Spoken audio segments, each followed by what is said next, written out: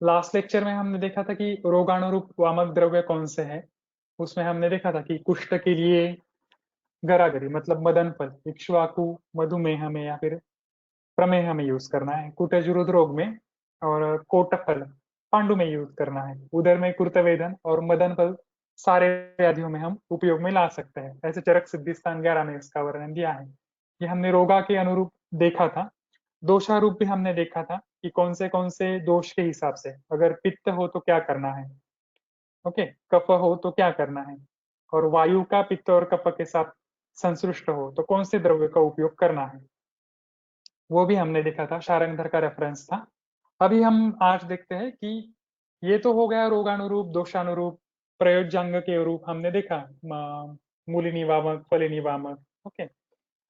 वो हमने इतने सारे डिवाइडेशन देखे, इतना सारा क्लासिफिकेशन देखा। अभी और थोड़ा सा देखते हैं। अभी इसमें हमें पता है कि मदन फल हर जगह पर वमन के लिए श्रेष्ठ बताया गया है। तो अभी हम और देखते हैं कि मदन फल के इतने सारे जो योग है, वो योग भी है 133 योग, और उसी के साथ बाकी की जो द्रव्य है, जैसे कि इक्ष्वाकु है, धमार्गव है, ये सारे द्रव्य उन्होंने वर्णन किए हैं। तो इनके कौन से योग कैसे कैसे वर्णन किए उसके बारे में थोड़ा शॉर्ट में देखते हैं।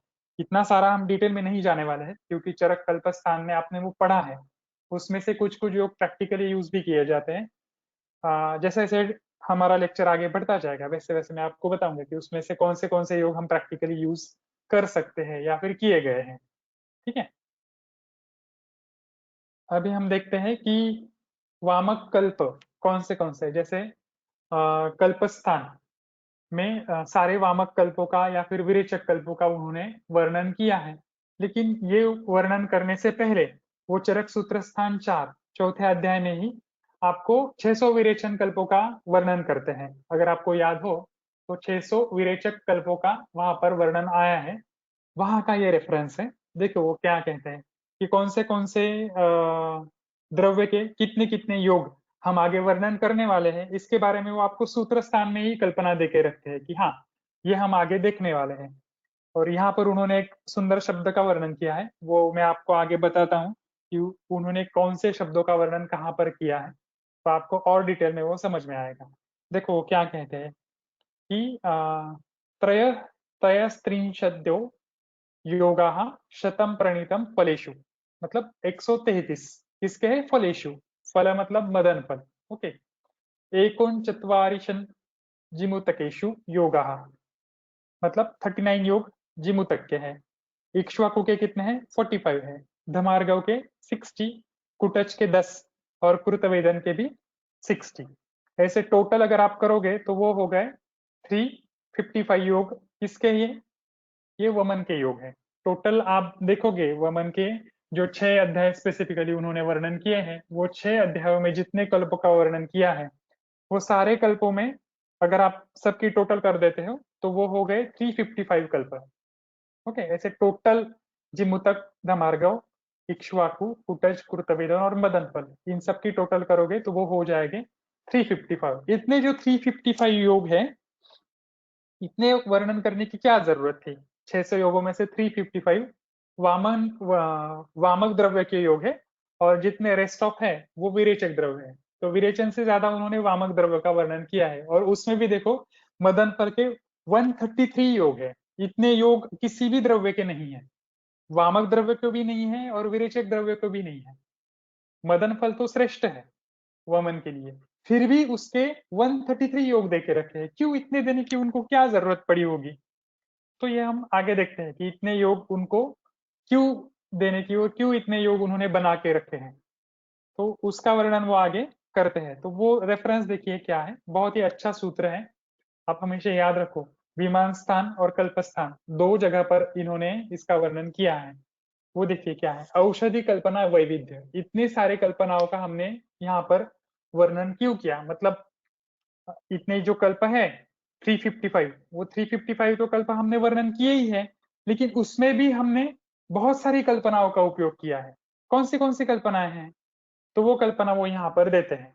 कौन सी है, वर्ती क्रिया, चूर्ण, अवलेह, स्नेह, कषाय, मांस रस, यवागु, युष, काम्बलिक, क्षीर, उपधेय, ओके, मोदक, अन्याश्च, भक्ष प्रकारान् विविधान् अनुविधाय यथा अहम् वमनार्याय दध्यात् विधिवत वमनम। ऐसा श्लोक वो दे रहे हैं चरक विमान स्थान में। ओके, पहले से देखिए देखिए वो श्लोक में क्या कह रहे हैं। यथा लाभम यथा इष्टम वा अपि उपसंस्कृत्यम। ये तीनों शब्द यहाँ पर एकदम महत्वपूर्ण है। उन्होंने क्यों इतनी सारे कल्पनाओं का वर्णन किया। सबसे पहले यथा लाभम, मतलब हर बार आपको हर द्रव्य जिस फॉर्म में चाहिए उस फॉर्म में अवेलेबल होगा ही, ऐसे नहीं होता है। लास्ट टाइम मुझे कुछ स्टूडेंट का फोन आया था कि सर यहाँ पर एक पेशेंट का हमें वमन करना है, स्टूडेंट ही है, और उसके लिए हमें मदन फल का चूर्ण ही नहीं मिल रहा, और पूरा मदन फल ही नहीं मिल रहा। तो ये क्या है, यथा लाभम। बहुत बार ऐसे होता है कि हम वमन के लिए पेशेंट को प्लान करते हैं, तो कुछ द्रव्य हमारे ध्यान में नहीं रहते हैं, क्लिनिक में अवेलेबिलिटी नहीं होती है, तो फिर क्या करें ऐसे कंडीशन में, वमन को तो रोक नहीं सकते हैं।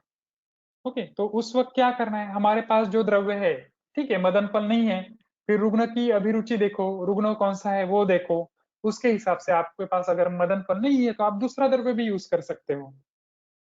ओके, नो डाउट मदन फल श्रेष्ठ है, उसे करना चाहिए, लेकिन अगर आपके पास अवेलेबिलिटी नहीं है तो मदन फल छोड़ के बाकी के भी द्रव्य है, वो भी आप उपयोग में ला सकते हो। ये हो गया यथा लाभम। उसमें से कौन सा ड्रग आपके पास अवेलेबल है, उसके हिसाब से आपको पेशेंट की अभिरुचि के हिसाब से आपको चॉइस करना है कि ये द्रव्य हम इसके लिए ले सकते हैं। ये हो गया यथा लाभम। उसके बाद है यथा इष्टम। यथा इष्टम मतलब हमारे लिए भी इष्ट और रुग्ण के लिए भी इष्ट, उसको उसको कौन सा द्रव्य अच्छा लगता है, सब टेस्ट।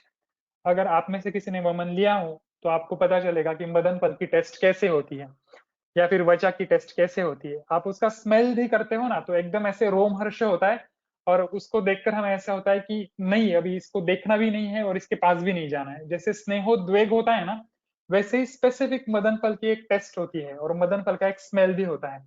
वचा का तो पर्यायी नाम ही है उग्रगंथा।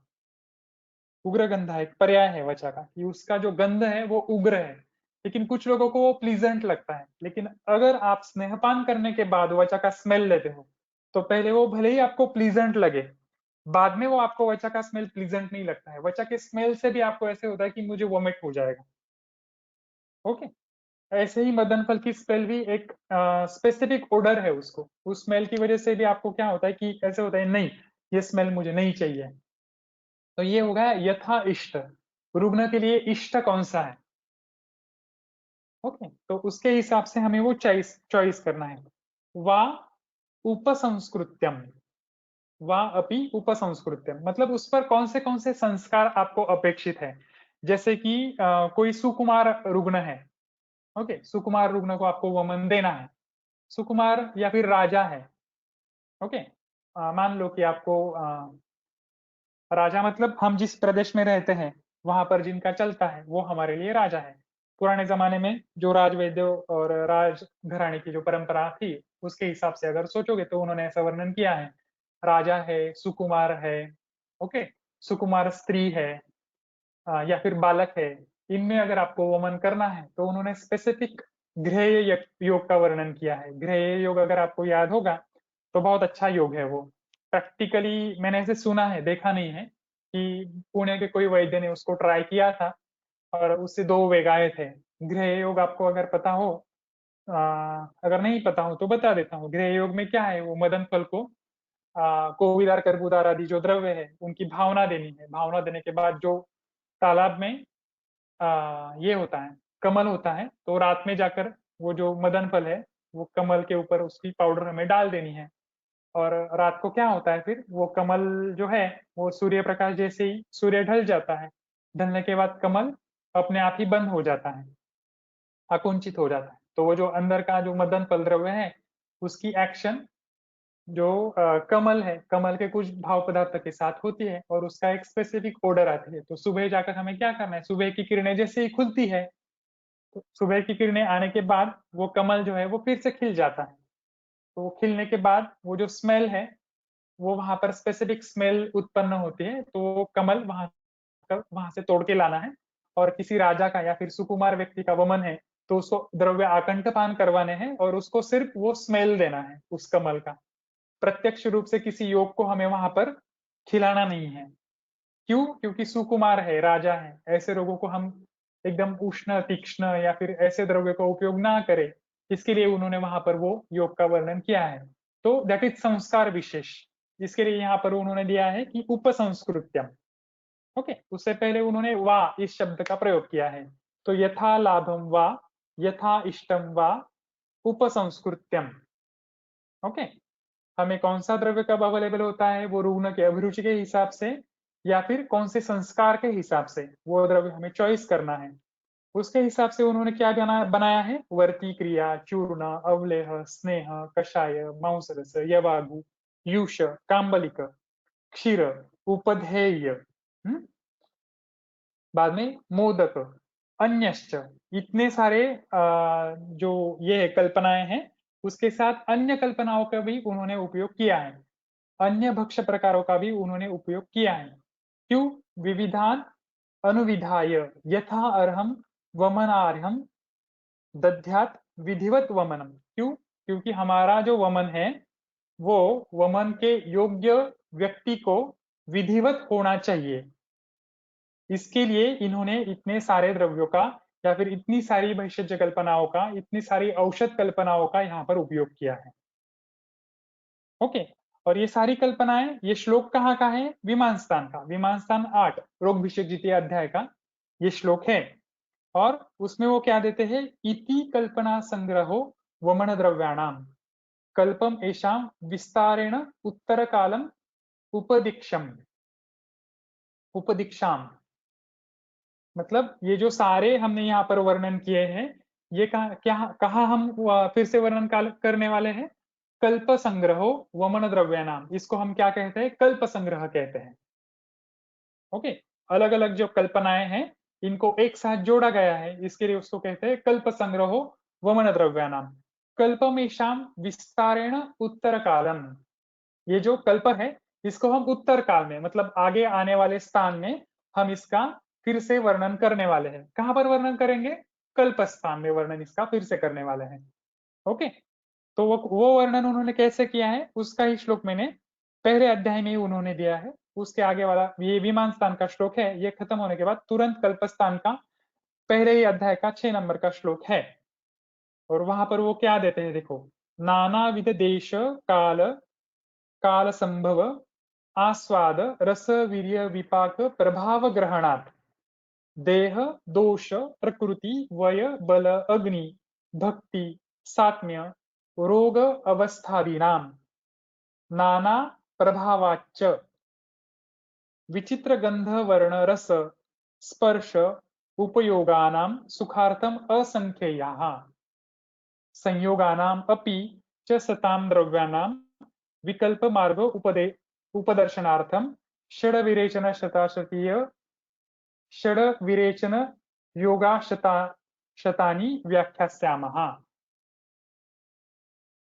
क्या बता रहे हैं वो? हम पहले तो उन्होंने विमान स्थान में बोल दिया कि इतनी सारी कल्पनाएं जो है वो हम कल्पस्थान में देखने वाले हैं। ओके, इसको हम कहते हैं कल्प संग्रह। और फिर कल्पस्थान में वो बताते हैं कि इतनी सारी जो कल्पनाएं हैं वो कल्पनाओं को हमने कैसे प्लान किया है, वो प्लानिंग बता रहे हैं। उन्होंने कैसे प्लानिंग किया है? नानाविध देश काल संभव, अनेक प्रकार के देश होते हैं, अनेक प्रकार के काल है, उस काल के हिसाब से जो हमें वहां पर मिलेगा, देश संभव काल संभव, जो कुछ हमें मिलने वाला है उसी के साथ उसका स्वाद रस वीर्य विपाक और प्रभाव, इसके हिसाब से हम उसका ग्रहण करेंगे। और ग्रहण करने के बाद हम देखेंगे रुग्ण का देह दोष प्रकृति वय बल अग्नि भक्ति सात्म्य, ये देखेंगे ही। उसी के साथ रोग की अवस्था, ओके, द्रव्य का प्रभाव, द्रव्य का विचित्र गंध वर्ण रस स्पर्श, इनके हिसाब से हम इसका उपयोग करेंगे। लेकिन कैसे? सुखार्थम, रुग्णों को भी सुखकारक होना चाहिए और हमें भी सुखकारक होना चाहिए। ऐसे सुखार्थम हम उसका प्रयोग करने वाले हैं। और ऐसा सुखार्थम प्रयोग करने के साथ ही हम ऐसे अलग अलग योग बनाएंगे। और वो योग कैसे बनाएंगे? अपरिसंख्येय, बहुत सारे योग हम बनाएंगे। और वो कैसे बनाएंगे? संयोगानाम अपि च, हम क्या करेंगे? संयोग करेंगे। किसका करेंगे? च सताम द्रव्याणाम, जो द्रव्य हमने यहाँ पर वर्णन किए हैं, इन द्रव्यों का हम क्या करेंगे? अलग अलग प्रकार से संयोग करेंगे। और संयोग करने के बाद हम क्या करेंगे? विकल्प मार्गम उपदर्शनार्थम, इसके फिर हम क्या करेंगे? विकल्प करेंगे। विकल्प मतलब विकल्प इति अंश अंश कल्पना, ऐसे एक जगह पर रेफरेंस है। मतलब अंश अंश मतलब छोटी छोटी चीजों का हम यहाँ पर विचार करके हम इनके विकल्प करेंगे। किसके लिए? रोग अवस्था दिनाम। ओके। उसी के साथ देह दोष प्रकृति वय बल अग्नि भक्त भक्ति और सात्म्य, ये हम सब किसके लिए कर रहे हैं? वो जो रुग्ण हमारे पास आया है, उसका देह, उसका दोष, उसकी प्रकृति, उसका वय, उसका बल, अग्नि भक्ति सात्म्य, इसके हिसाब से हमने इतने सारे प्रकारों का वर्णन यहाँ पर किया है। ऐसे वो आपको कल्पस्थान के पहले अध्याय में बता देते हैं। Okay, clear? यहाँ तक समझ में आ गया? हम फिर आगे जाते हैं। यहाँ तक समझ में आ गया है तो हम आगे जाते हैं। तो ये हो गई अलग अलग प्रकार की औषधि कल्पनाएं, उनका हेतु क्या है वो समझ में आ गया है। अभी यहाँ पर आपको वो सवाल का जो मैंने आपको पूछा था कि इतनी सारी कल्पनाओं का वर्णन क्यों किया है, ये मैंने आपको लास्ट लेक्चर में पूछा था, तो उसका आपको यहाँ पर 90% तो भी आइडिया आ गया होगा कि इतनी सारी जो कल्पनाएं हैं उनका वर्णन यहाँ पर उन्होंने क्यों किया होगा। आगे जाते हैं। मैंने आपको बोला था कि और एक बात मैं आपको बताने वाला हूँ, वो बहुत इंटरेस्टिंग है, जो मैंने यहाँ पर बोली थी कि चरक सूत्रस्थान चौथा अध्याय जो है, वहां पर उन्होंने एक वर्णन किया है। उसी के साथ विमान स्थान 8 में वहां पर भी वो कल्पस्थान के बारे में थोड़ा सा वर्णन करते हैं कि कल्प संग्रहणम वमन द्रव्याणाम, हम उनका कल्पनाओं का संग्रह कल्पस्थान में करेंगे। तो अभी कल्पस्थान का वर्णन जब ये करते हैं, तो यहाँ पर टीका में और चरक जी भी, चरक जी ने खुद भी कहा है और टीका में भी जो चक्रपाणी जी हैं, वो कल्पस्थान को कहते हैं कल्पोपनिषद। ओके।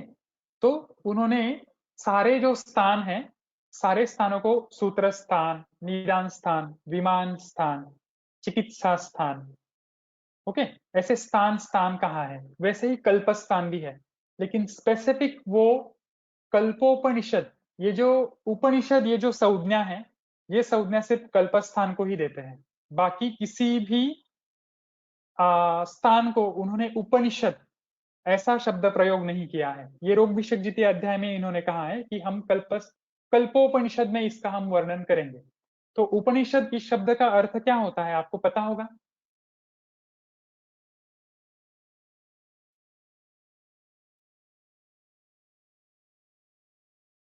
ठीक है, बता देता हूँ। जब हमें वेद समझ में नहीं आते हैं ना, वेदों के बाद उपनिषदों की रचना हुई है।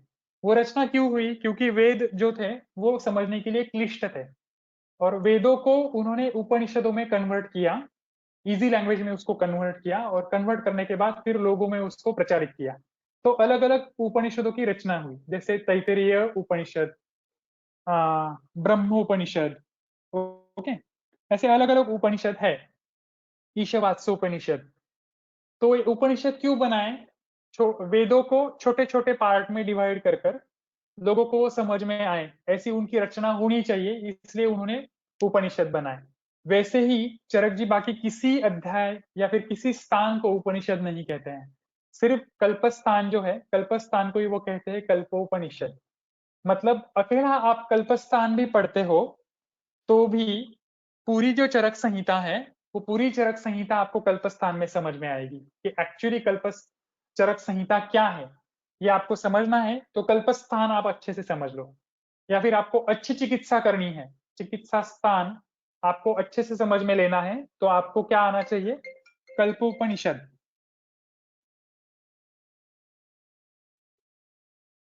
ओके, तो आपको कल्पस्थान अच्छे से समझ में आना चाहिए। वो अगर आपको समझ में आता है तो पूरी चरक संहिता आपको समझ में आएगी। इसलिए उन्होंने कल्पस्थान को कल्पोपनिषद कहा है। तो ये कल्पस्थान का एक ये है, क्या बोल सकते हो, कल्पस्थान अगर चरक संहिता का राजकुमार है, तो राजकुमार के सिर के ऊपर रखा गया जो ताज है, वो है कल्पोपनिषद।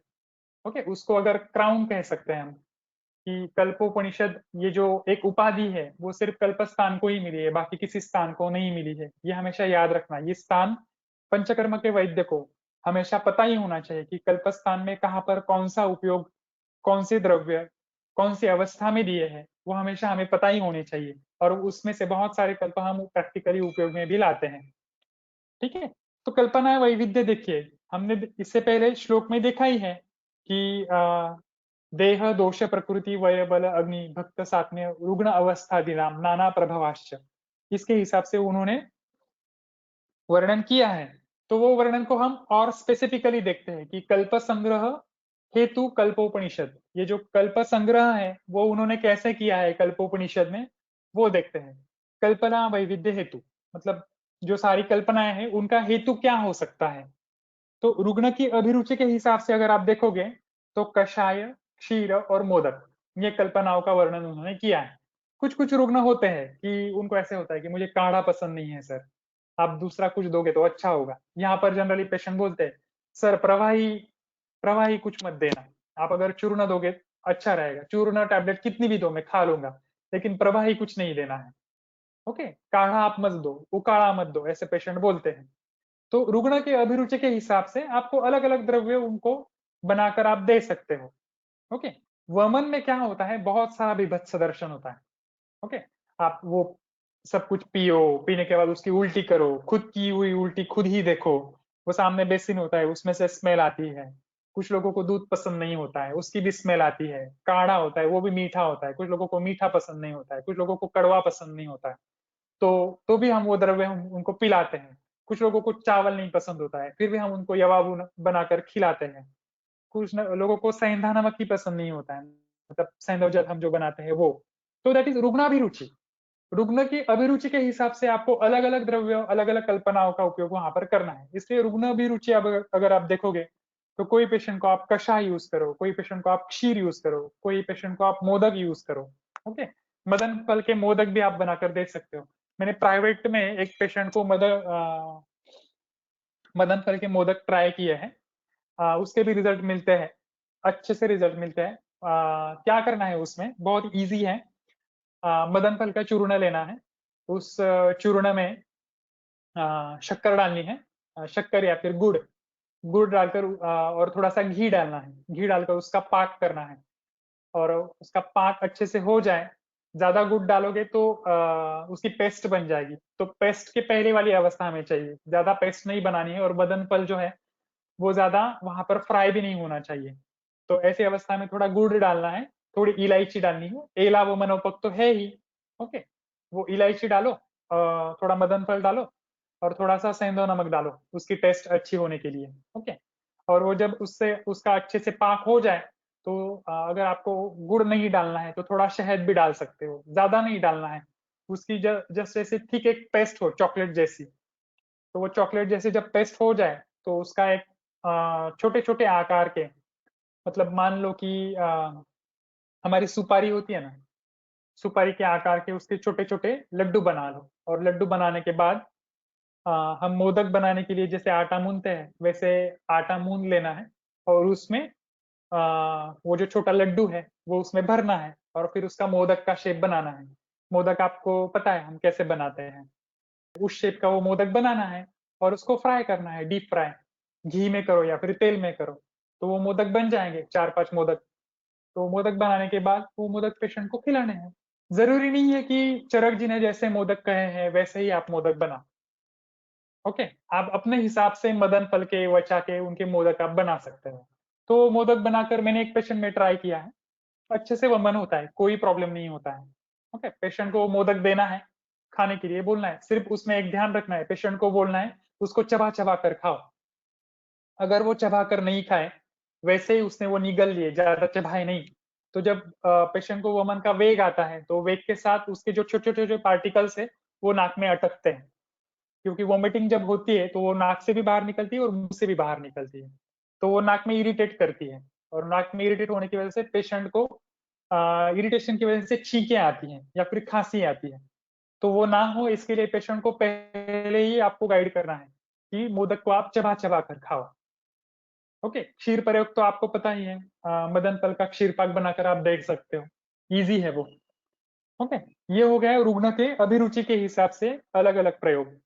भेषज वीर्य रक्षणार्थ, जैसे कि मदन फल कोई कोई भागों में अगर आप जाओगे, कश्मीर की तरफ जाओगे या फिर केरला की तरफ जाओगे, तो वहां पर मदन फल के पेड़ जो है वो इतनी उनकी अवेलेबिलिटी नहीं है। तो अभी ऐसे हुआ है कि एक्सपोर्ट हो जाता है कि यहाँ पर पकते हैं तो यहाँ से वहां, वहां से यहाँ हो जाते हैं। लेकिन अगर आपको उनका द्रव्यों का वीर्य का रक्षण करना है, कोई भी द्रव्य का वीर्य का जब हमें रक्षण करना होता है, तो उसकी मध्य कल्पना बनाई जाती है, उसका पानी शाड़व या फिर मध्य ऐसे बनाया जाता है। तो वो भी आप यूज कर सकते हो भेषज वीर्य रक्षणार्थ। मैंने अभी तक ऐसे किया नहीं है कभी, लेकिन चरक जी को जो कहना है वो मैं आपको समझा रहा हूँ। ये जो मध्य कल्पना है वो मैंने वमन के लिए अभी तक यूज नहीं की है। तो भेषज का वीर्य, औषधि का वीर्य रक्षण करने के लिए पानी, शाड़व और मध्य ये हम उपयोग में ला सकते हैं, क्योंकि मध्य जितने पुराने होते हैं उतना उनका वीर्यवर्धन होता है और उतने वो काम करने के लिए प्रभावी होते हैं। इसलिए वीर्य रक्षणार्थ आप ये 3 कल्पनाओं का उपयोग कर सकते हो। ठीक है, बाद में है भेषज संरक्षणार्थ। मतलब बहुत बार ऐसे होता है कि चूर्ण का जो शेल्फ लाइफ है, मतलब चूर्ण का सवीर्यता अवधि जो है वो है 6 महीने का। अपने बदन फल का चूर्ण इस महीने में 1 किलो लाके रखा और वो आपको नेक्स्ट सीजन में भी यूज करना है और इतने पेशेंट आपके पास नहीं आए हैं, तो अगले साल तक वो मदन फल चूर्ण खराब हो जाता है। सबसे जल्दी खराब होने वाला जो चूर्ण है वो है मदन फल। इसको बहुत जल्दी ये लगता है, फंगस भी बहुत जल्दी लगता है, बाकी छोटे छोटे कीड़े भी है वो भी बहुत जल्दी लगते हैं। ओके, तो उसका रक्षण करने के लिए आपको अलग अलग कल्पनाएं करनी है। उत्कारिका है, पूप है, लेह है, वो आप बनाकर रख सकते हो, क्योंकि उत्कारिका, पूप और लेह ये एक एक, दो दो, तीन तीन साल तक आप इनको रख सकते हो। इसलिए भेषज संरक्षणार्थ ये 3 कल्पनाओं का वर्णन चरक जी आपको करते हैं। इसके बाद है शीघ्रकारित्व, आशुकारित्व वर्धनार्थ। ओके, तो उसके लिए उन्होंने घृत, ग्रेह्य और संतानिका ये 3 कल्पनाओं का वर्णन किया है। घृत आपको पता है, जैसे हम स्नेह पाक करते हैं वैसे ही मदन फल सिद्ध घृत ये आप बनाकर रख सकते हो। मैंने अभी तक किया नहीं है इसका प्रयोग, लेकिन करना चाहूंगा। अच्छा, अच्छे से उपयोग इसका हो सकता है, लेकिन इसमें प्रॉब्लम एक हो सकती है, पहले ही हमने स्नेहपान करवाया है और स्नेहपान से पहले ही पेशेंट को स्नेहद्वेग होता है। उसमें अगर आप वमन के लिए उसको फिर से घी पिलाओगे तो पेशेंट पहले ही नहीं बोलता है। तो इसमें ये थोड़ा प्रॉब्लम हो सकता है, लेकिन अगर आपको शीघ्रकारित्व और आशुकारित्व चाहिए, क्योंकि घृत क्या है, संस्कारानुवर्तन है, वो खुद के गुण नहीं छोड़ेगा लेकिन मदन फल के गुणों का वर्धन करेगा। ओके, इसलिए घृत या स्नेह पाक कल्पना शीघ्रकारित्व और आशुकारित्व बढ़ाने के लिए चरक जी ने वर्णन किया है। गृह योग मैंने आपको बताया, अभी थोड़ी देर पहले ही बताया। गृह योग जो कमल के पुष्पों के ऊपर वो चूर्ण लाकर वो लाना है, वो दैट इज गृह योग। और संतानिका, संतानिका मतलब दूध के ऊपर जो ये आती है, मलाई आती है, वो मलाई का उपयोग भी आप कर सकते हो। ये किसके लिए है? शीघ्रकारित्व और आशुकारित्व बढ़ाने के लिए। ओके, उसके बाद है अन्य कर्म अपेक्षा। मतलब वमन कर्म तो आपको करवाना ही है, लेकिन वमन के साथ ही अगर आपका तर्पण हो जाए तो वाह वाह वाह, कितनी अच्छी बात है। वमन के साथ ही प्रीणन हो जाए तो ये भी अच्छी बात है, बढ़िया है। वमन के साथ ही अगर आपका आवरण हो जाए तो, आवरण मतलब हृदय आवरण यहाँ पर अपेक्षित है। इसका एग्जाम्पल बताता हूँ। जब विषय चिकित्सा का वर्णन सुश्रुत जी और चरक जी करते हैं तो वहां पर हृदय आवरण करके एक कंसेप्ट है कि सबसे पहले हृदय की आपको रक्षा करनी है, और उसके लिए उन्होंने कहा है कि उसको उत्तम मात्रा में गाय का घी पिलाना है, घृतपान करवाना है, ऐसा उन्होंने कहा है कि that is the concept of हृदय आवरण। वो आवरण यहाँ पर अपेक्षित है कि कोई अवयव की आपको संरक्षण करना है, तो उसके हिसाब से अगर आपको वमन के साथ वो काम भी आपका हो जाए तो अच्छा ही है ना। तर्पण भी हो सकता है, प्रीणन भी हो सकता है। जैसे कि तर्पण और प्रीणन करने वाली कौन सी कल्पनाएं हैं? राग, शाड़व, शारकर, ये जो कल्पनाएं हैं, शरबत, शारकर मतलब शरबत, ये कल्पनाओं के साथ भी आप मदन फल या फिर अन्य द्रव्यों का उपयोग कर सकते हो। ओके, नींबू शरबत बनाना है, नींबू शरबत बनाने के साथ उसमें आप क्या डालोगे? अगर 1 चम्मच आपने उसमें एला डाल दी तो एला वमनोपक है ना, पहले आपको यवागु पिलानी है। यवागु के साथ आप नींबू शरबत के साथ उसमें क्या डालो, एला डालो। और एला डालोगे तो उसमें क्या होगा, वो एला की स्मेल और वो जो आप नींबू शरबत पिलाओगे, तो एला वो मनोपक वामक द्रव्य तो है ही, तो वो क्या होगा, तर्पण भी होगा, प्रीणन भी होगा पेशेंट का, और हमारा वमन भी अच्छे से होगा। दैट इज अन्य कर्म अपेक्षा। ओके, तर्पण, प्रीणन और वमन ये भी होगा। उसी के साथ देखो 6 नंबर में वो क्या देते हैं, शोधन अनुबंधन है ना शमन कर्म। अरे ये तो कुछ नया ही लग रहा है। नया नहीं है, ये मैंने आपको बताया है। शोधन तो होने ही वाला है, लेकिन उसी के साथ अगर शमन हो जाए तो अच्छा ही है ना। जैसे कि कुष्ठ है, कुष्ठ में मुझे वमन करवाना है, तो मैं मदन फल तो यूज करने ही वाला हूँ। उसके साथ मैंने जैसे बोला कि तिक्त द्रव्य का उपयोग किया, तो हरिद्रा है, हरिद्रा का फांट पिलाया, तो हरिद्रा का कषाय पिलाया, तो भी चलेगा ना। कुछ द्रव्य अगर पेट में रह जाए तो वो क्या करेगा, कुछ व्यापद नहीं करेगा, वमन तो हो ही गया है, लेकिन जो द्रव्य पेट में रह गया है वो क्या करेगा, शमन ही करेगा। मतलब शोधन के साथ शमन भी आपको अपेक्षित है, तो ऐसे द्रव्यों का आप उपयोग कर सकते हो। जैसे हृदरोग है, कुटोज कुटज हृदरोग में श्रेष्ठ कहा है वमन करवाने में, तो वमन कुटज से करवाओ ना। जो कुछ द्रव्य पेट में रह जाएगा, मान लो आपका सम्यक योग नहीं हुआ, ओके, जो कुछ द्रव्य पेट में रह गया तो वो क्या करेगा, हृदरोग में काम ही करेगा, शोधन के साथ शमन भी कर्म हो जाएगा। ओके, ऐसे शोधन के साथ शमन कर्म, ये भी अन्य कर्म की आपको अपेक्षा हो तो ये आप इसमें कर सकते हो। तो इतना आपको सब कुछ कल्पना वैविध्य मिलता है, इतनी उपयुक्तता आपको अगर मिलती है कल्पस्थान में, तो कल्पस्थान को चरक जी ने पहले ही कल्पोपनिषद बोल के रखा है। इतना सब कुछ आपको अगर कल्पस्थान में मिल रहा है तो उसको उपनिषद ही कहना चाहिए ना। ओके, इसलिए उन्होंने किसी और स्थान को उपनिषद नहीं कहा, सिर्फ कल्पस्थान को ही कल्पोपनिषद कहा है। चिकित्सा स्थान को चिकित्सोपनिषद ऐसे नहीं, या फिर विमनोपनिषद ऐसे नहीं कहा है, कल्पना स्थान को ही कल्पोपनिषद कहा है। ठीक है, यहां तक क्लियर। इतनी सारी कल्पनाएं क्यों देखनी है, क्या करना है, कौन से द्रव्य कैसे यूज करने हैं, रुग्ण की अवस्था के अनुसार, दोष की अवस्था के अनुसार, व्याधि की अवस्था के अनुसार, प्रयोजंग के अनुसार, ऐसे हमने सब कुछ देखा अभी। ठीक है, इतने सारे प्रयोग आप कर सकते हो। टोटल आपके पास कितने योग हैं वो मन के 355 योग है। और उसी के साथ चरक जी तो कहते ही हैं, मंदा नाम व्यवहाराय बुद्धि नाम बुद्धि वृद्धयेत। हमने ये जो वर्णन किया है ये मंद बुद्धियों के लिए ही किया है, हम सब मंद बुद्धि है। जितने उपयोग उन्होंने बताए उनका उपयोग तो हम करेंगे ही, लेकिन जो बुद्धिमान वैद्य है वो क्या करेंगे, बुद्धि नाम बुद्धि वृद्धयेत, वो अपने हिसाब से इनमें चेंजेस कर सकते हैं। आपको लगेगा कि नहीं मुझे इसका उपयोग ऐसे करना है, तो वो भी कर सकते हो। कैसे कर सकते हो, आइसक्रीम खिलाओ, क्षीर पाक बनाओ। ओके, क्षीर पाक बनाने के बाद क्या करना है, उसका दही बनाओ, मदन फल से सिद्ध क्षीर पाक बनाओ, उसका दही बनाओ। ओके, आइसक्रीम छोड़ो, दूसरी एक कल्पना बताता हूँ, श्रीखंड बना सकते हो। आइसक्रीम भी बना सकते हो, आइसक्रीम भी इसके बाद बताता हूँ। श्रीखंड बना सकते हो, दही बनाओ। दही बनाने के बाद क्या होगा, उस दही को बांध के रखो। वो बांध के रखेगे तो उसका पानी सब निकल जाएगा। फिर उसमें थोड़ी सी शर्करा ऐड कर दो। ओके, शर्करा ऐड कर कर उसमें थोड़ा सा एला डाल दो। एला है, इलायची है, वो थोड़ा सा डाल दो। इलायची भी वमनोपग हो गई। ओके, एला भी वमनोपग हो गया। और ऊपर से मदन फल से सिद्ध हमने क्या किया है, क्षीरपाक करके फिर उसका श्रीखंड बनाया है। थोड़ा सा श्रीखंड खिला दो पेशेंट को, उससे भी वमन कर सकते हैं। आम्ल द्रव्य है, मधुर है, आम्ल है, कफ का उत्क्लेश भी करेगा, और आम्ल होने की वजह से पित्त को भी बाहर निकालेगा जल्दी से। तो श्रीखंड से भी आप वमन करवा सकते हो, लेकिन श्रीखंड आपको खुद बनाना पड़ेगा। दैट इज मंदा नाम व्यवहार आय बुद्धि नाम बुद्धि वृद्ध है।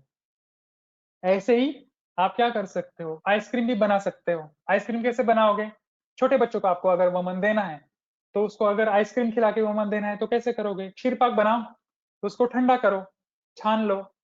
छानने के बाद क्या करो, आइसक्रीम बनाने के प्रोसेस में हम क्या क्या करते हैं, उसमें थोड़ी सी शक्कर ऐड करते हैं और फ्रीजर में रख देते हैं। फ्रीजर में रखोगे तो वो थोड़ा सा क्या होगा, गाढ़ा थोड़ा थिक हो जाएगा, तो फिर से बाहर निकालेंगे। उसको थोड़ा सा क्या करेंगे हम, जो ब्लेंडर होता है ब्लेंडर से उसको मिक्स करेंगे, फिर से रख देंगे, फिर से वो जम जाएगा, फिर से बाहर निकालेंगे। ऐसे हम जब बहुत बार करते हैं तो उसका आइसक्रीम बन जाता है। ठीक है, अगर आपको चाहिए तो उसमें थोड़ा सा फ्लेवर ऐड कर दो। अगर फ्लेवर आप नेचुरली भी ऐड कर सकते हो, कैसे ऐड करोगे फ्लेवर? हमारे पास अर्क कल्पना है। ओके, अर्क कल्पना में आप अलग अलग अर्क निकाल सकते हो। तुलसी अर्क है, अदरक का है, ओके, गुलाब का है। तो फिर उसमें थोड़े से गुलाब का अर्क ऐड कर दो।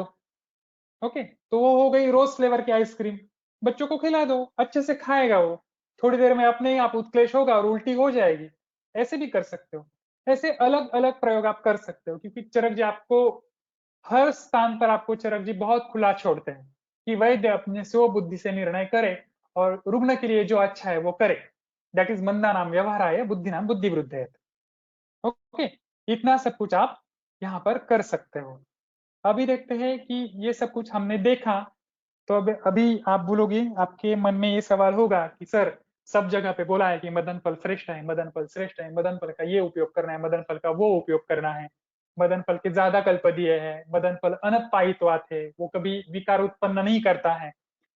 तो मदन फल के बारे में अभी हम थोड़ा सा देखते हैं कि हाँ, एक्चुअली मदन फल क्या है, मदन फल का उपयोग हमें वमन के लिए कैसे यूज करना है, मदन फल का संग्रह कैसे करना है, मदन फल में ऐसे कौन से कंटेंट है कि उसकी वजह से वो मदन फल वमन करवाता है, वो अनपायित्वाद क्यों है, कोई अपाय क्यों नहीं करता है, वो अभी हम देखते हैं। देखो, दैट इज मदन फल। पहला ही श्लोक है, वमन द्रव्याणाम मदन फलानि श्रेष्ठतमम आचक्षते अनपायित्वात्। तो यहाँ पर एक आपको अर्थ तो पता ही है श्लोक का। वमन द्रव्याणाम मदन फलानि श्रेष्ठतमम आचक्षते, मतलब हमने ऐसे देखा है। आचक्षते मतलब हमने देखा है। क्या देखा है? वमन द्रव्याणाम मदन फलानि श्रेष्ठम आचक्षते। वमन के जितने भी द्रव्य है उनमें मदन फल श्रेष्ठ है। ये एक सेंटेंस लिखवाने के लिए उन्होंने कम से कम 400-500 तो वमन किए ही होंगे। ओके, और 400-500 वमन करने के बाद उसमें से उनको बहुत सारे व्यापद भी उन्होंने देखे होंगे।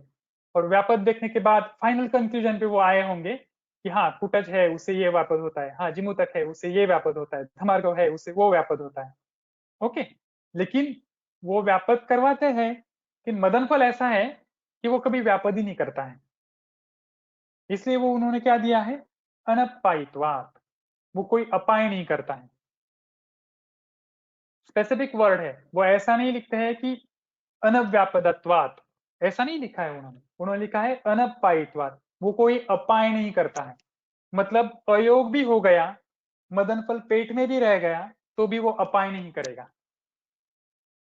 ओके, अतियोग भी होगा तो भी मदन फल कभी अपाय नहीं करेगा, और हीन योग भी हो गया तो भी मदन फल कभी अपाय नहीं करेगा। ऐसा यहाँ पर अर्थ लेना है आपको। अर्थ ऐसा नहीं लेना है कि वो व्यापद नहीं करेगा, व्यापद वो कर सकता है, लेकिन वो अपाय नहीं करेगा। ओके, व्यापद और अपाय दोनों में थोड़ा फर्क है। तो इसको थोड़ा सा हम साइड में रखते हैं। मेरा क्वेश्चन ये है कि हम मदन फल की क्वांटिटी तो अच्छे से लेते हैं, सब अच्छे से करते हैं, और करने के बाद भी हमें ऐसे दिखता है कि मदन फल तो यूज हमने किया, लेकिन व्यापक तो होते हैं सर। कभी कभी हीन योग भी हो जाता है, कभी कभी अति योग भी हो जाता है। ऐसे क्यों होता है? चरक जी तो बोलते हैं कि नहीं, वो तो अनपायित बात है। ऐसे क्यों? कोई बता सकता है? व्यापक तो दिखते हैं।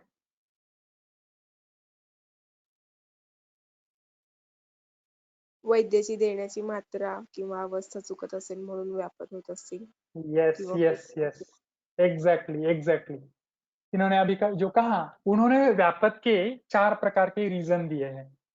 प्रेष्य, भेषज, ओके, वैद्यकृत व्यापद, रुग्णकृत व्यापद और परिचारककृत व्यापद, ऐसे 5 प्रकार के व्यापद है। मतलब अकेले मदन फल के ऊपर ही आपको दोष देने की जरूरत नहीं है कि हाँ, मदन फल की वजह से ही व्यापद हुआ। मदन फल बेचारा तो अनपायित बात है, वो कुछ नहीं करता है। बाकी के जो 5 रीजन है ना, वो इंपॉर्टेंट है। अगर वैद्य से गलती हो गई, उससे प्रकृति परीक्षण ठीक से नहीं हुआ, रुग्ण का बल ठीक से पता नहीं चला, उसकी वजह से भी व्यापद हो सकता है। औषधि अगर हीन वीर्य है या फिर तीक्ष्ण वीर्य है, उसकी वजह से भी व्यापद हो सकता है। ओके, रुग्ण ने अगर कुछ गलती की है, पहले हमने बोला है कि आपको कफ उत्प्लेशक आहार खाना है पहले दिन रात को, जागरण नहीं करना है, अष्टोदोषकर जो भाव है, अष्टमहादोषकर भाव, उनका पालन नहीं किया है, तो उससे भी व्यापद हो सकते हैं। ओके। परिचारक की वजह से व्यापद हो सकते हैं। परिचारक के ओर से व्यापद कैसे होंगे कि उसको हमने बोला कि हाँ ये काढ़ा बना के रखो, उसने ठीक से नहीं बनाया। मैंने कहा कि 1/4 इसको घटाना है, उसने हाफ ही घटा के वो काढ़ा लेके आया, तो वनस्पति का जो वीर्य उसमें आना चाहिए वो नहीं आया। दैट इज परिचारक जन्य व्यापद। ओके।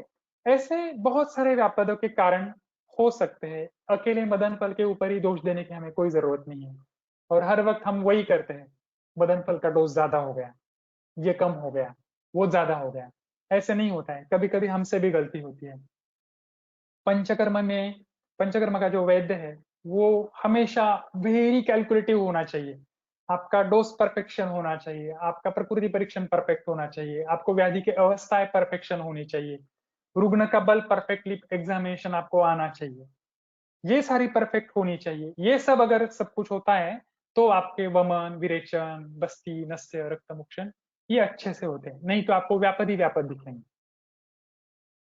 ओके। और चक्रपाणी जी देखो, ये जो श्लोक है इसमें वो आपको क्या बताते हैं, अनपायित्वात्, अनपायित्वात् इति वमन द्रव्यांतर अपेक्षया। सबसे इंपॉर्टेंट बात, वो यहाँ पर कुछ चीजों को एक्सक्लूड कर रहे हैं। वो बोल रहे हैं वमन द्रव्यांतर अपेक्षा।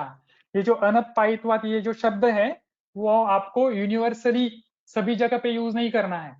हमने जो ये शब्द यूज किया है अनपायित्वात्, वो किन के कंपैरिजन में यूज किया है, वमन द्रव्यांतर, जो वमन के हमने द्रव्य वर्णन किए हैं, मदनफल, जिमुतक, धमार्गव, इक्ष्वाकु, कुटज, ये जो द्रव्य है इनके अंदर अगर हम कंपैरिजन करते हैं, ओके, वमन द्रव्यांतर अपेक्षया, तो उसमें से मदन फल ऐसा है कि जो कुछ अपाय नहीं करता है।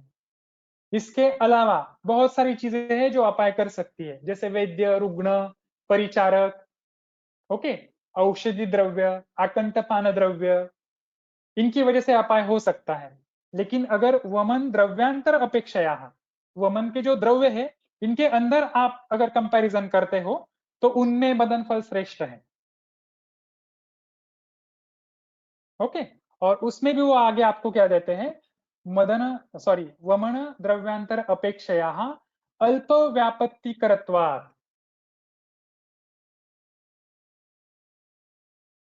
वमन द्रव्यों की जो अपेक्षाएं अगर आपने की तो उसमें भी कभी कभी ऐसे होता है। ओके। और कभी कभी क्या होता है, अल्प व्यापत्तिकत्वात्, वो अल्प, एकदम अल्प मात्रा में वो व्यापत्ति करता है, एकदम अल्प मात्रा में। मतलब उसको आपको ये करना ही नहीं है, उसको निग्लिजिबल ही समझना है। ओके।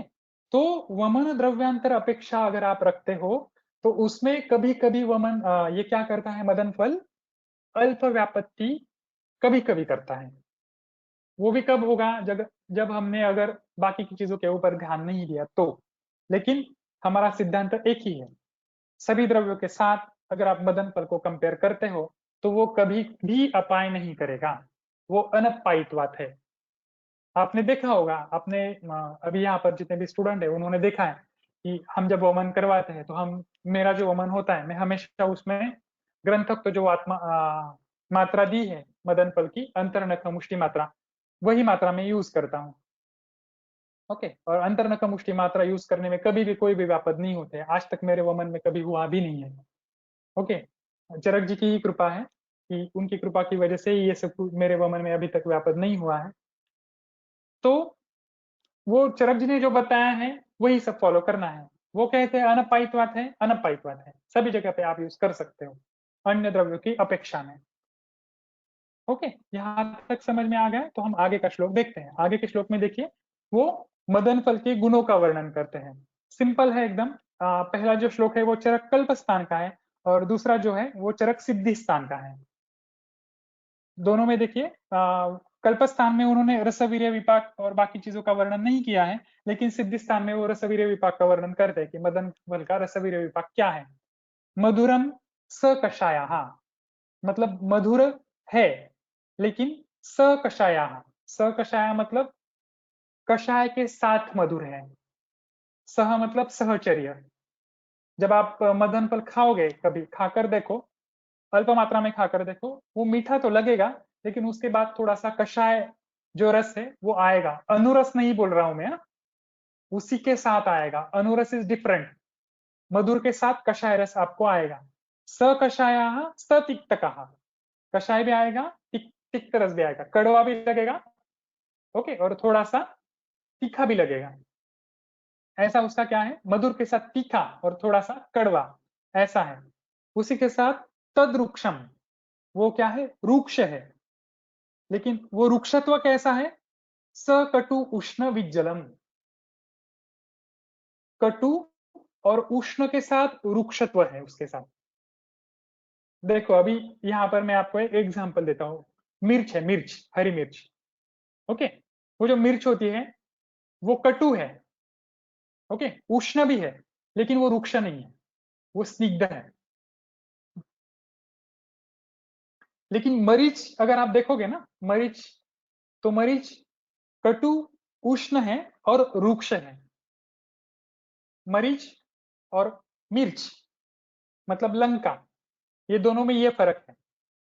अभी वो फर्क कैसे आपको पहचानना है वो बताता हूँ। अगर आपने हरी मिर्च खा ली ना, तो हरी मिर्च खाने के बाद तीखी तो लगती है, गर्म भी लगती है, एकदम जलन होती है मुंह में, लेकिन लालास्त्राव बहुत होता है, ओके। दैट इज कटु उष्ण विथ स्निग्ध। और वैसे ही अगर आप मरीच के साथ देखोगे, तो मरीच जब हम खाते हैं, आप मरीच चबा कर देखो, तो मरीच जब हम चबाते हैं तो लालास्त्राव कम होता है कंपैरेटिव टू हरी मिर्च।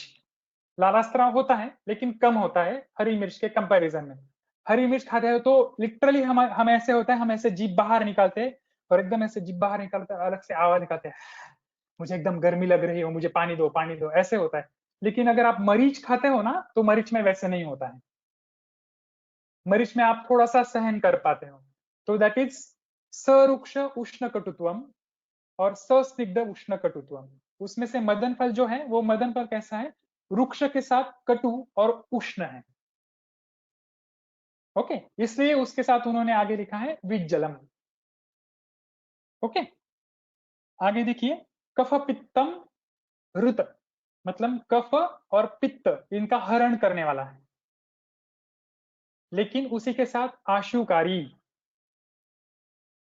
ये भी इंपॉर्टेंट है, बहुत जल्दी काम करता है ये। इसलिए मदन फल देने के बाद चरक जी कहते हैं मुहूर्तम अणुकांक्षयेत, आपको एक मुहूर्त तक वेट करना है। क्यों वेट करना है, क्योंकि मदन फल जब काम करता है ना, तो काम करने में उसको थोड़ा सा टाइम देना पड़ता है आपको। उसका जो वामक प्रभाव है वो दिखाने के लिए उसको टाइम देना पड़ता है, वो आशुकारी है। इतना मुहूर्त तक हमें कभी वेट करना ही नहीं पड़ता है जनरली। 10-15 मिनट में ही, जैसे ही कभी कभी पेशेंट वो मदन फल जब खाता है उसी वक्त वो उस कटोरी में वोमिटिंग सेंसेशन उसको होने लगता है, ओके। तो इतना आशुकारी है। फिर भी चरक जी आपको मैक्स टू मैक्स बोलते हैं मुहूर्तम अनुकांक्षित, एक मुहूर्त तक आपको वेट करना है। इतना वेट तो मैंने अभी तक आज तक कभी किया नहीं है, क्योंकि वो आशुकारी है, बहुत जल्दी काम करता है। आशुकारित्वात आशुकारी च अपि अनपायम पवनानुलोमी च। देखो फिर से यहाँ पर वो बोलते हैं अनपायम, वो कोई अपाय नहीं करता है। फिर दोहरा कर बता रहे हैं, वो कल्पस्थान में भी बताते हैं और सिद्धि स्थान में भी बता रहे हैं कि वो कोई अपाय नहीं करता है। और उसी के साथ वो क्या करता है, वातानुलोमी, वात का अनुलोमन भी करता है, ओके। देखो कषाय है, तिक्त है, रुक्ष है, फिर भी वात का अनुलोमन कर रहा है, ओके। तो ये खासियत है मदन फल की, इसलिए वो वमन में यूज किया जाता है, ओके। आगे के लाइन आगे की लाइन देखिए, फलानाम विशेषस्तु ततो लभेत अन्येषु फलेषु सत्वमपि, ओके। मदन फल को बहुत सारी, ये जो लास्ट वाली लाइन है, ये लाइन में वो ये कहना चाहते हैं कि मदन फल ये जो द्रव्य है, इसको हमने सारी संहिताओं में हर जगह पर, पूरी संहिता में मदन फल मदन फल मदन फल ऐसे नहीं कहा है। हमने हर जगह पर इसको फल फल फल ऐसे ही कहा है, क्योंकि मदन फल जब भी हम पेशेंट को देते हैं ना, तो हमें जो इच्छित फल की प्राप्ति होनी चाहिए वो हमें होती ही है, इसलिए हम उसको मदन फल कहते ही नहीं है। हम हर वक्त इसको कहते हैं कि फल ही है वो। जब भी आप मदन फल को यूज करते हैं तो वो उत्तम फल प्रदान करने ही वाला ही है। इसलिए हम क्या कहते हैं, फलनामम विशेषतः, ये हमेशा हमें उत्तम फल प्रदान करने वाला है, इसलिए हम इसको फल ही कहते हैं। जो हमें मिलने वाला है वही हमारे पास है। ऐसे जैसे कि परमात्मा हमें मिलने वाला है, लेकिन परमात्मा का अंश हमारे आत्म स्वरूप में है ही, लेकिन उसको हमें पहचानना है। वैसे ही फल हमें मिलने ही वाला है, वमन करवाने के बाद रुग्ण की शुद्धि होने ही वाली है, लेकिन वो फल ही हमारे पास है। वो कौन है? वो मदन फल है। इतना वो श्रेष्ठ है। ओके, ये कहने के लिए वो कह रहे हैं, फलानाम विशेषस्तु ततो फलान अन्येषु फलेषु सत्वमपि। जिस जिस जगह पे हमने फल इस शब्द का प्रयोग किया है, उस जगह पे आपको मदन फल है ऐसे ही सोचकर चलना है। ओके, इसलिए सारे पंचकर्मों में मदन फल का उपयोग है। ओके, वमन में भी मदन फल का उपयोग किया जाता है, नस्य में भी किया जाता है, उसके चूर्ण का उपयोग किया जाता है। ओके, रक्त मोक्षण में भी मदन फल का उपयोग है। ये ढूंढो आप कहाँ पर है, आपको मिल जाएगा। ओके, विरेचन में भी मदन फल का उपयोग है। विरेचन के कुछ योगों में मदन फल के पिपली का उपयोग किया है, मदन फल के मूल का उपयोग किया है, उसके पुष्पों का उपयोग किया है, उसके पत्र के स्वरस का उपयोग किया है। कुछ योग है, आप देखोगे तो आपको पता चलेगा। विरेचन में भी उसका उपयोग है। बस्ती में भी, हर बस्ती में वाग्भट और चरक कहते हैं कि हर बस्ती में आपको संख्या से 4 मदन फल कूट कर डालने ही है। 4 मदन फल लेने हैं, उनका चूर्ण बनाना है और चूर्ण बनाकर वो बस्ती में डालने ही है। और वमन में तो हम मदन फल यूज करते ही है, मिदा मदन फल के कोई भी हमारा वमन होता ही नहीं है। ओके, इतना श्रेष्ठ ये मदन फल है। ओके, और इतना श्रेष्ठ होने की वजह से चरक जी उसको कहते हैं कि हर जगह जब भी हमें फल की प्राप्ति होती है, वमन से हो, बस्ती से हो और कहीं से भी हो, तो वो हमें मदन फल की वजह से ही होती है। इसको हम मदन, इसलिए हम वमन को मदन फल को हम वमन फल ही कहते हैं। ये जो एग्जाम्पल मैंने आपको दिया है ना, ये बेस्ट एग्जाम्पल है कि आपको परमात्मा की प्राप्ति करनी है, परमात्मा आपको प्राप्त होने वाले हैं। ओके, लेकिन परमात्मा का अंश जो आपके खुद में है, उसको पहचानो। वैसे ही आपको वमन आप करवाने ही वाले हो, वमन होने ही वाला है, उससे आपको फल की प्राप्ति होने ही वाली है। लेकिन वो फल प्राप्ति करवा कर देने वाला जो फल है, वो पहले ही आपके पास है, उसको पहले पहचानो। मदन फल क्या है उसको पहले जानो। ये आपको बताने के लिए वो आपको लास्ट वाली लाइन देते हैं, फलम नामम विशेषता तू। ओके, समझ में आ गया? यहाँ पे आज हम रुकते हैं, आगे का हम नेक्स्ट लेक्चर में देखेंगे कि मदन फल क्या है क्या नहीं है, उसके योग कैसे हैं। ठीक है।